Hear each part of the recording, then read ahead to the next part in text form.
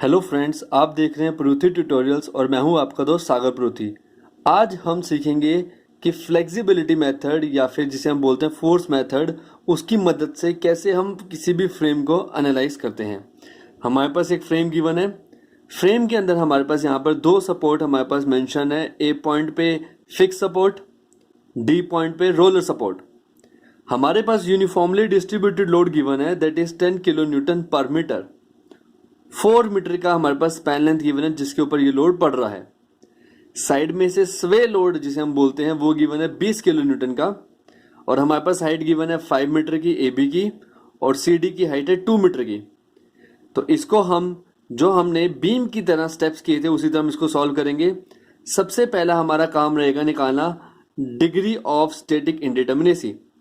Degree of static indeterminacy का frame के अंदर दो पार्ट में निकलता है, एक्सटर्नल प्लस इंटरनल। जो एक्सटर्नल स्टैटिक इंडिटर्मिनेसी होती है फ्रेम में, उसका फॉर्मूला होता है R-3। अब हमारे पास यहाँ पे R क्या है? R हमारे पास है कितने अननोन सपोर्ट रिएक्शंस हैं। यहाँ पर कितने अननोन सपोर्ट रिएक्शंस हैं? फिक्स के केस में 3 होते हैं, रोलर के केस में 1 होता है। तो फिक्स्ड के केस में हमारे पास यहाँ पे कितने होते हैं? 3 होते हैं, और रोलर के केस में कितना होता है? 1 होता है। तो टोटल मिला के कितने हो गए? 4 माइनस 3 इक्वल टू सॉल्व करेंगे तो हमारे पास यहाँ पे वैल्यू आ जाएगी 1। उसके बाद internal static indeterminacy 3 into C. C is number of close loop. यहां पर क्लोज लूप नहीं है, यहाँ पे मेरा फ्रेम बंद नहीं हो रहा, ओपन है फ्रेम। तो नंबर ऑफ क्लोज लूप की वैल्यू यहाँ पे रहेगी हमारे पास 0। तो 3 इंटू 0, तो यहाँ पे वैल्यू आई 0। फिर हम टोटल निकालेंगे। टोटल में दोनों को ऐड करना होता है, एक्सटर्नल प्लस इंटरनल।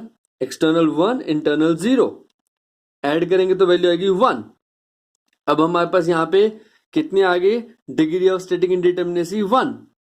तो हमें यहां से ये पता चला कि डिग्री ऑफ स्टैटिक इंडिटर्मिनेसी 1 है, तो हमें रिडंडेंट हमारा 1 हुआ, और उस रिडंडेंट को पहचानना है और उसको हटाना है। यहां पर रोलर सपोर्ट है। अगर मैं इस सपोर्ट को हटा दूं तो हमारे पास 3 रिएक्शंस होंगी, और हमारे पास वो तीनों की तीनों फिक्स की वजह से होंगी। तो यहां पर मैं इसको हटा देता हूं in my step number 2। Step number 2 क्या था? रिडंडेंट को हटाएं और डायग्राम को दोबारा से बनाएं। मैंने डी पॉइंट पे जो रोलर सपोर्ट है उसको हटा दिया। मैंने डी पॉइंट पे रोलर सपोर्ट को हटा दिया और उसकी जगह पे खाली फिक्स्ड एक बचा। तो ये किस तरह एक्ट कर रहा है? Now it like one end is fixed, other end is free. It behaves like cantilever. तो स्टेप नंबर 2 में हमारा काम होता है, जहां पे आप सपोर्ट को हटाते हो वहां पर आपको यूनिट लोड लगाना पड़ता है। हम यूनिट लोड लगाएंगे। इफ आई प्लेस यूनिट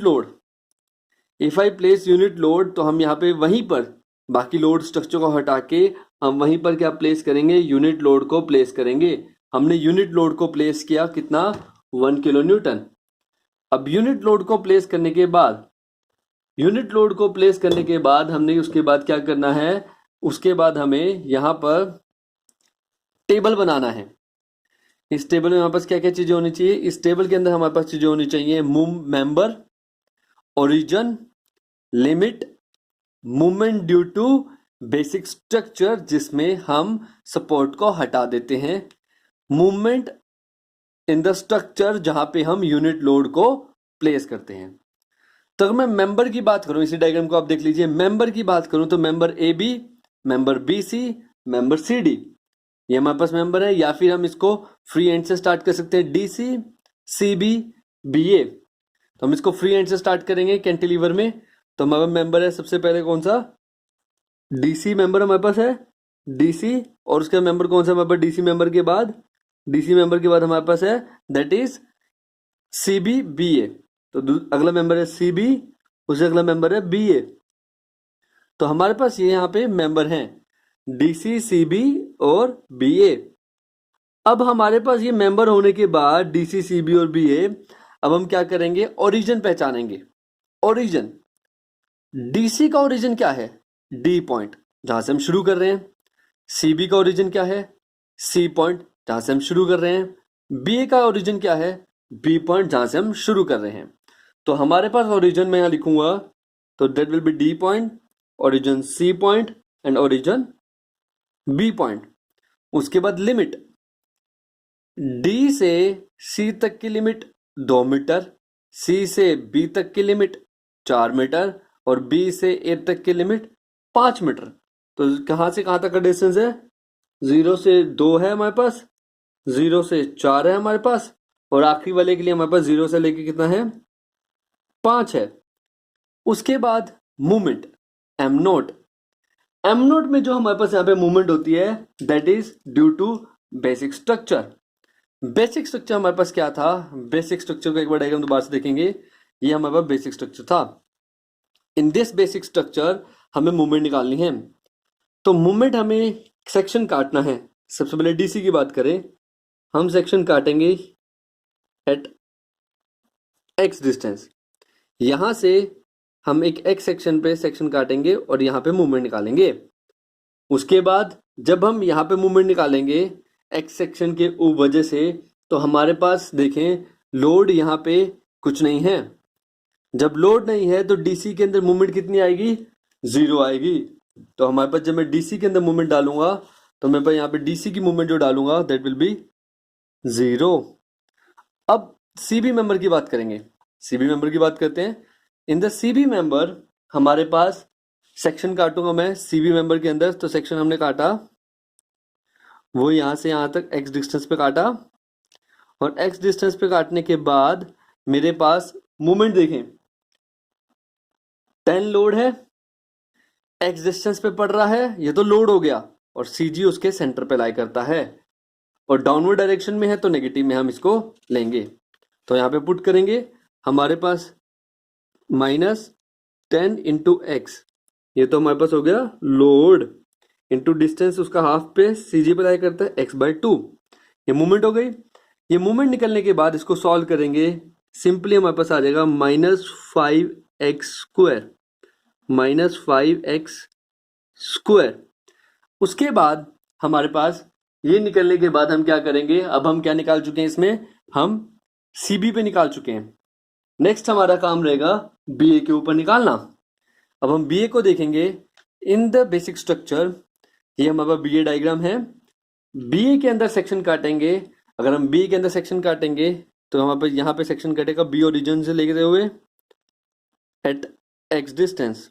अब हमें यहाँ पे मूवमेंट चाहिए तो समझेंगे यहाँ पे मूवमेंट के लिए लोड 10, यहाँ से यहाँ तक का डिस्टेंस 4, ये तो हो गया 10 इंटू 4 लोड।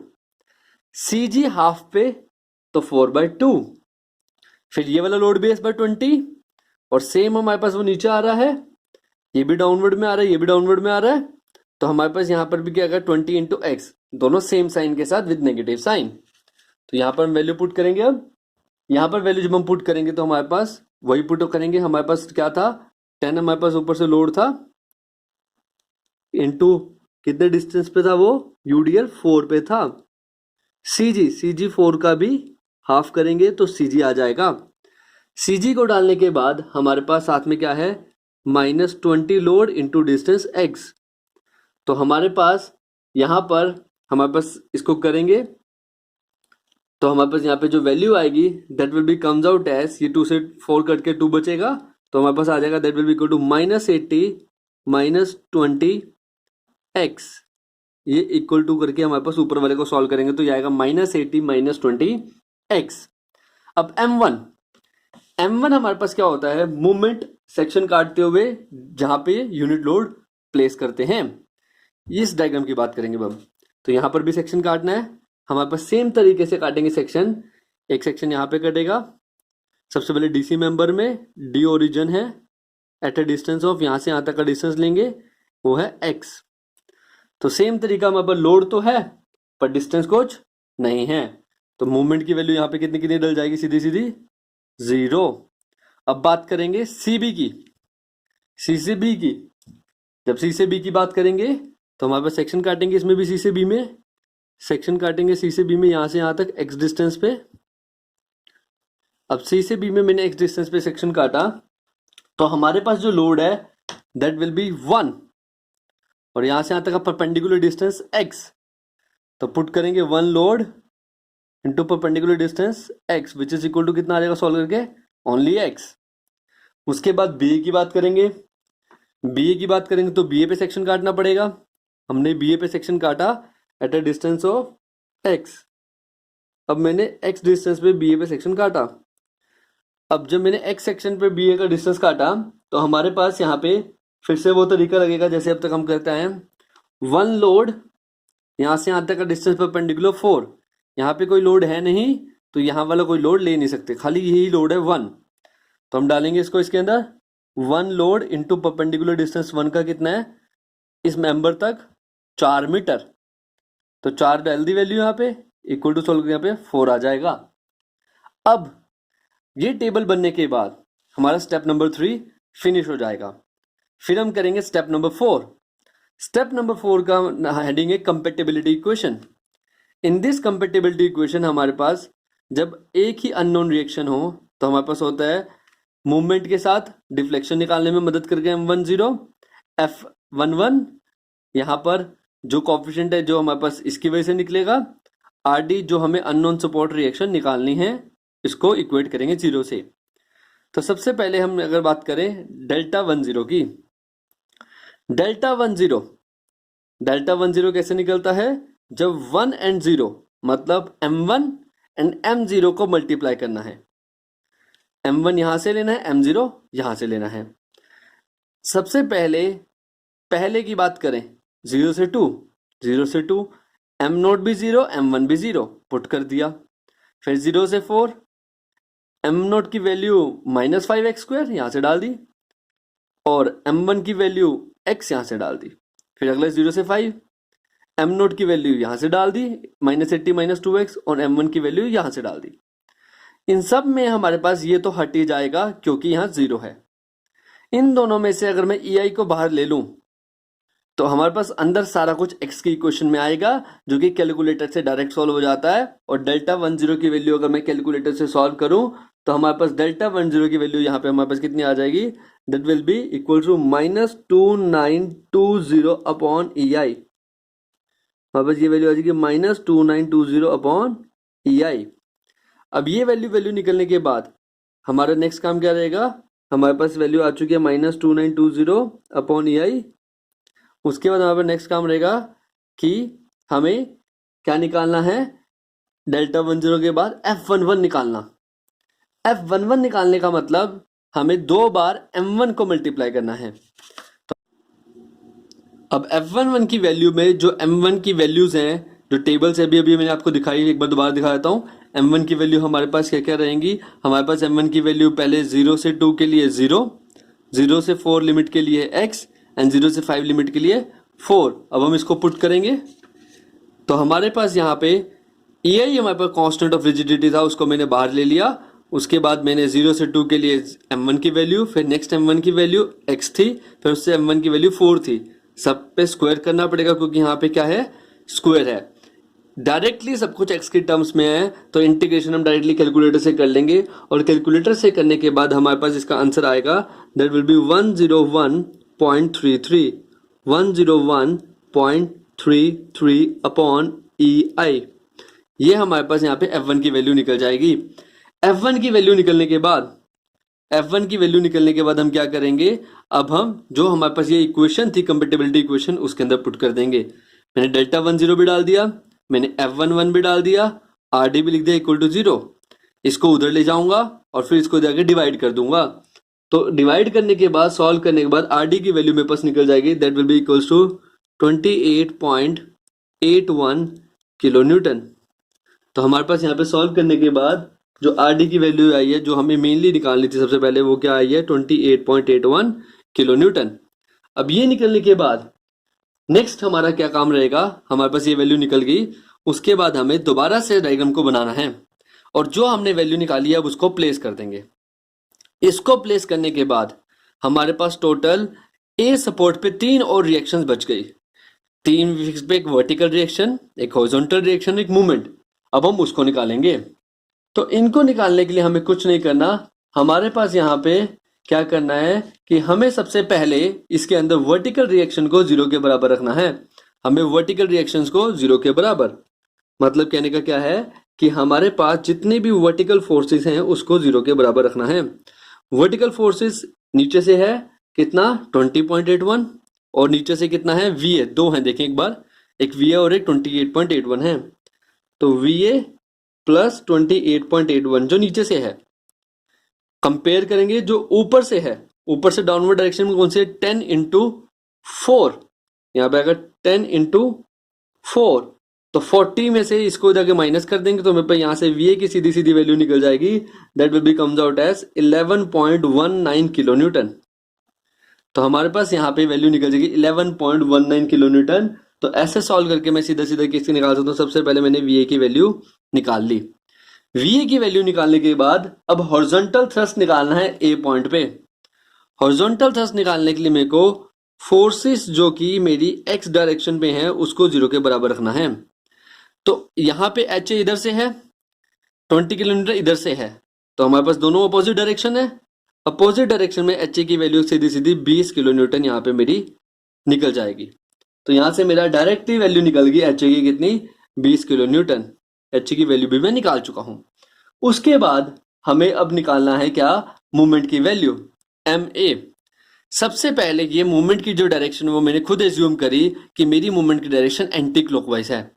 इस एंटी क्लॉकवाइज को लेते हुए बाकी सारी डायरेक्शन को मैं निकालूंगा। अगर मेरा आंसर पॉजिटिव में आया मतलब मेरी डायरेक्शन सही है, अगर मेरा आंसर नेगेटिव में आया मतलब I have to change the directions. तो मेरे पास यहाँ पे सबसे पहले कंसीडर कर रहा हूँ मैं मूवमेंट को, मैं यहाँ पे प्लेस कर रहा हूँ किस डायरेक्शन में, एंटी क्लॉकवाइज डायरेक्शन में।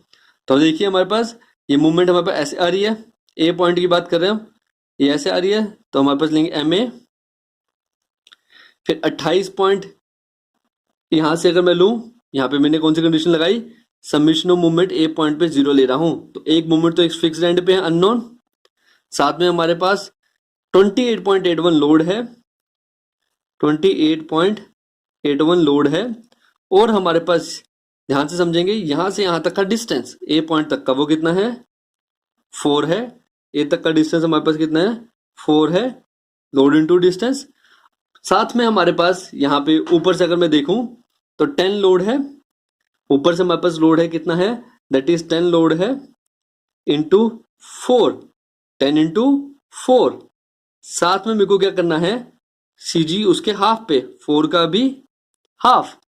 उसके साथ साथ मुझे यहाँ पे लोड 20 है और परपेंडिकुलर डिस्टेंस कितना है 5 है, परपेंडिकुलर डिस्टेंस है यहाँ पे 5, तो यहाँ पे परपेंडिकुलर डिस्टेंस 5 है, तो यहाँ पे लूंगा मैं कितना, that is -20 into 5 equal to 0। सारे लोड लिए मैंने, एक बार दोबारा देता हूँ, मूवमेंट एम ए इधर है हमारे पास, उसके बाद हमारे पास यहाँ पे 28.81 लोड है। अगर मैं इसकी डायरेक्शन देखूं तो ये ऐसे जाएगा, तो अगर ये ऐसे जाएगा तो ये भी हमारे पास एंटी क्लॉकवाइज, ये भी एंटी क्लॉकवाइज, तो दोनों पे आया प्लस का साइन। फिर लोड है 10 इंटू 4, ये हमारे पास ऐसे जाएगा क्लॉकवाइज डायरेक्शन में, तो यहाँ पे लिया मैंने नेगेटिव का साइन। और -20 इंटू 5 ए तक जाना है, तो ये भी किस में जाएगा क्लॉकवाइज डायरेक्शन में, तो मैंने इसको भी के लिया 20 इंटू 5 डिस्टेंस को भी मैंने नेगेटिव के साथ। तो मैंने जिस तरफ डायरेक्शन सेम थी एम ए की डायरेक्शन और 28.81 वाले लोड की डायरेक्शन वो सेम साइन के साथ लेने हैं, और उनके अपोजिट वाले डायरेक्शन को आपस में एक साइन के साथ लेना है। इसको सॉल्व करने के बाद हमारे पास आंसर निकल जाएगा दैट इज एम ए। तो इसको सॉल्व करने के बाद मेरे पास जो एम ए की वैल्यू निकलेगी वो हमारे पास इस इक्वेशन को सॉल्व करूंगा तो डायरेक्टली मेरे पास एम ए की वैल्यू सॉल्व हो जाएगी, that will be comes out as 64.76 kilo newton metre.